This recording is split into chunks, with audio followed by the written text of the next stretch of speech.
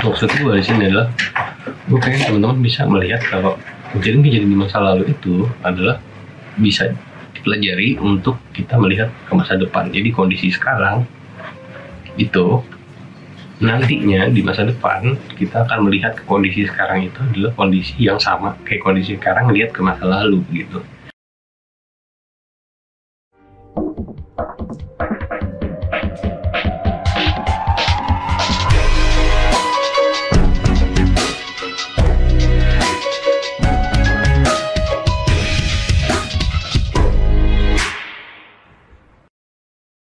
Hai, gue Hani. Untuk video kali ini kita akan berdiskusi tentang kebenaran. Jadi apa sih itu kebenaran?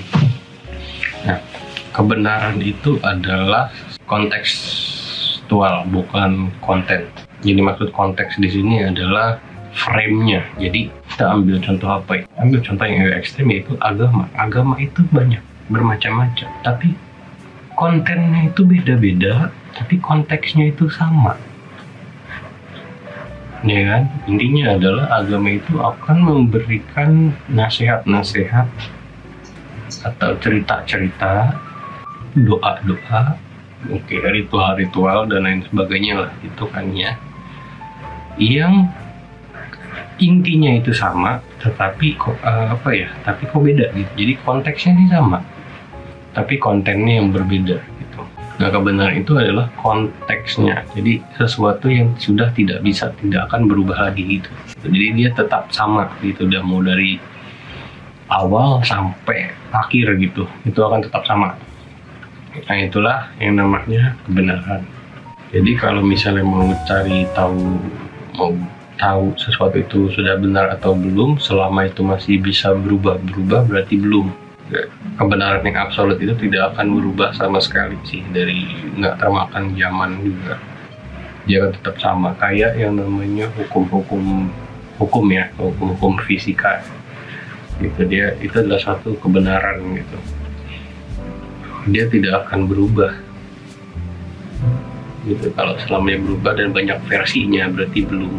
Tetapi kalau konteksnya ditemukan dan konteksnya itu sama, ya konteksnya itu ya yang disebut kebenaran gitu. Ada beberapa pertanyaan yang harus gua jawab gitu dari audiens lah gitu kan ya. Pertanyaan yang pertama adalah, apakah bisa semua orang memiliki perusahaannya sendiri? Jawabannya bisa, tergantung mau atau enggak. Yang disebut mau di sini tuh cukup luas ya, jadi bisa sangat luas. Jadi kalau lu mau punya perusahaan itu kan banyak faktornya lah ya, banyak indikatornya gitu yang harus dia terpenuhi gitu. Pertama mungkin modalnya, kedua terus kalau butuh partner ya partnernya, kalau misalnya butuh skill ya skillnya gitu kan. Nah, mau atau enggak nyari itu semua. Kedua, yang paling penting itu adalah dari sisi, sebutlah orang banyak bilang alam bawah sadar lah ya, kalau atau spiritual atau emosional atau mental, dan pokoknya yang soft itulah pokoknya ya. Nah, itu juga yang harus diperbaiki gitu kan, sehingga mampu untuk mengarahkan energi ke arah yang tepat sih. Itu mau atau enggak melakukan itu. Kalau misalnya ada pertanyaan lanjutan, silahkan boleh tulis di komen ya gitu. Pertanyaan kedua, apakah semua orang ditakdirkan jadi berkecukupan? Oke, di sini bicaranya takdir ya, ditakdirkan jadi berkecukupan. Kalau yang namanya takdir itu memang sebelum kita lahir itu ada kontraknya dulu, jadi skenario yang sudah pasti dijalankan. Jadi misalnya elunya juga nggak tahu mau ngapain gitu misalnya kan ya, dia akan jalan begitu saja sih gitu, akan jalan begitu saja, entah lu senang atau nggak terserah gitu kan.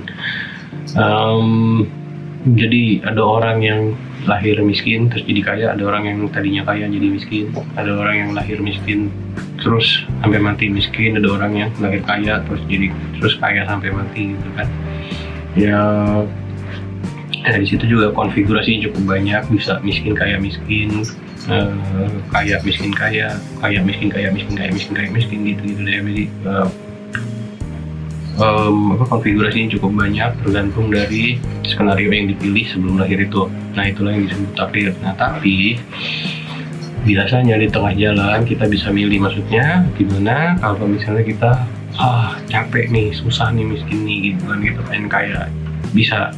Tapi ya balik lagi ke pertanyaan pertama tadi kan, mau atau enggak gitu, memenuhi faktor-faktornya dan lain sebagainya gitu. Apa sih faktor-faktornya, indikatornya semuanya gitu. Misalnya contoh lagi, misalnya mentalnya kurang kuat, harus diperkuat mentalnya, mau atau enggak memperkuat mentalnya, atau memperkuat emosionalnya, memperkuat spiritualnya dan sebagainya, melakukan praktek-praktek yang dibutuhkan, misalnya ya meditasi, ya beribadah dan lain sebagainya. Karena kan kalau misalnya teman-teman belum tahu, ada orang yang udah kerja keras banget, berusaha tapi rezekinya minim, tapi ada juga orang yang nyantai-nyantai aja tapi rezekinya banyak. Nah itu kan tergantung dari keberuntungan. Nah keberuntungan itu ada formulanya lah ya.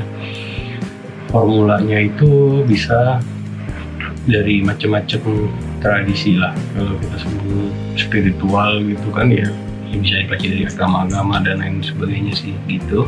Kalau saran saya sih dicoba untuk meditasi nafas aja, jadi nafasnya lewat perut, terus diperhatikan aja nafasnya gitu, terus ya pagi sama malam nanti juga terjadi perubahannya dengan sendirinya gitu. Lakukanlah, kalau di hipnotis tuh bilangnya anchor yang membuat teman-teman tuh jadi lebih ya sebutlah powerful lah gitu kan ya. Ada yang misalnya dengan beribadah, kita merasa didukung oleh Tuhan misalnya, atau ya tergantung dari teman-teman sih gitu.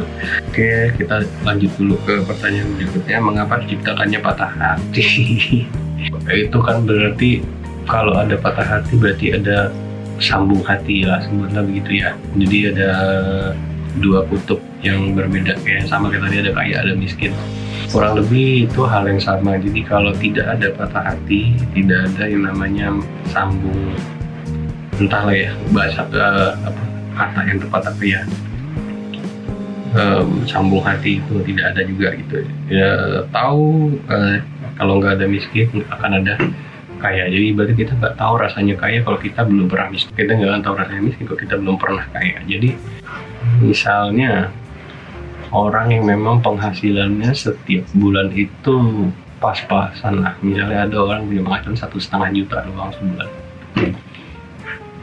begitu dia dapat uang 10 juta dia akan merasa sangat kaya. Tapi ada juga orang biasa dapat uang 10 juta gitu, dapat 100 juta pun mungkin masih masih belum merasa kaya gitu kan ya. Tapi kalau dia bisa dia dapat 1 M, mungkin dia akan merasa kaya. Jadi ibaratnya rasanya kan beda-beda. Nah orang yang punya penghasilan misalnya per bulannya tuh 10 miliar gitu kan ya. Oke, begitu dia cuman dapat penghasilan 100 juta, dia akan merasa sangat miskin gitu. Padahal untuk orang yang punya penghasilan biasanya 1,5 juta, dapat 100 juta itu udah kaya banget itu rasanya. Jadi kayak gitu. Jadi semuanya tergantung sih kayak gitu. Nah termasuk juga yang namanya patah hati ini. Nah kalau misalnya belum pernah patah hati, nggak akan tahu rasanya gimana kalau nggak patah hati gitu, atau ya begitu juga sebaliknya gitu sih. Semoga bisa menjawab ya. Oke, terus mengapa ada kedatangan lalu ada perpisahan, untuk apa? Sama kayak tadi, kalau nggak ada perpisahan nggak tahu rasanya kedatangan, kalau nggak ada kedatangan nggak akan tahu rasanya perpisahan. Jadi memang seperti itu, dan intinya semuanya ini memang sudah hukum alam sih, udah hukumnya seperti itu, dan nggak ada yang abadi gitu. Nah kebenaran, kita balik lagi ke ke diskusi awal itu kan ada yang namanya kebenaran ya. Kebenaran itu, nah ini konteksnya gitu. Nah ini disebut konteks. Nah konteksnya ini adalah di sini semuanya fluktuatif, semuanya nggak ada yang abadi. Jadi ada timbul, ada tenggelam, ada kedatangan, perpisahan, ada kaya, ada miskin, ada patah hati, ada tidak patah hati gitu. Nah, kebenarannya di mana? Kebenarannya adalah di konteksnya. Konteksnya bisa beda-beda, bisa kaya miskin, bisa patah hati, tidak patah hati, bisa kedatangan lalu ada perpisahan. Untuk apa? Tujuannya adalah untuk supaya tahu bedanya. Kalau bahasa Inggrisnya namanya kontrasnya gitu. tanpa kontras kita tidak akan punya keinginan untuk lebih baik, simpelnya gitu. Jadi dengan adanya perpisahan, kita akan mau sesuatu yang lebih baik, kedatangan sesuatu yang lebih baik, gitu aja sih. Apakah law of attraction berlaku untuk semua orang? Iya, berlaku untuk semua orang, baik disadari atau tidak, baik disukai atau tidak disukai. Jadi apapun yang terjadi pada diri Anda gitu kan ya, semuanya adalah berkat law of attraction, baik itu disebutlah sial atau untung, atau gembira atau tidak, perpisahan atau kedatangan, kaya atau miskin, patah hati atau tidak patah hati, yaitu semuanya karena hukum itu gitu. Jadi hukum ini adalah hukum cermin, jadi alam ini akan mencerminkan bagaimana kondisi teman-teman sekarang ini gitu. Jadi lebih baik pastikan pada saat bercermin pantulannya tuh bagus, gitu aja sih. Jadi bukan masalah di pantulannya, tapi di yang bercermin gitu. Jadi perhatikan pikiran, pastikan teman-teman sadar sedang berpikir apa setiap saat. Kalau pikirannya kurang oke, ya diganti aja. Caranya gimana ya? Kalau ada pertanyaan boleh ya di komen. Caranya itu adalah kalau ada sesuatu yang gak beres nih kayaknya, anggap aja beres gitu, kita juga beres sendiri gitu. Kalau perlu bukti, mungkin teman-teman semuanya, mudah-mudahan semuanya sekolah ya. Jadi teman-teman yang pernah sekolah SD pada saat kelas 6 itu pengen lulus, ada ujiannya kan ya, ujiannya. Nah pada saat itu teman-teman tuh ketakutan. Saya sendiri, kalau gue sendiri ketakutan sih ya, aku tadi lulus atau enggak ya, apa gimana gitu. Tapi begitu lulus lah kita naik ke SMP. Tapi begitu kita SMP kita lihat, kejadiannya sama nih. Terus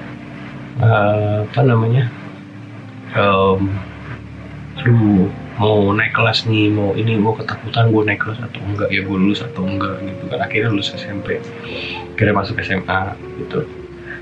Sama juga kayak gitu, akhirnya lulus SMA, masuk kuliah. Pas masuk kuliah baru mulai dewasa, baru kepikiran, lah kemarin-kemarin gue bego banget ya, ngapain gue ketakutan gitu.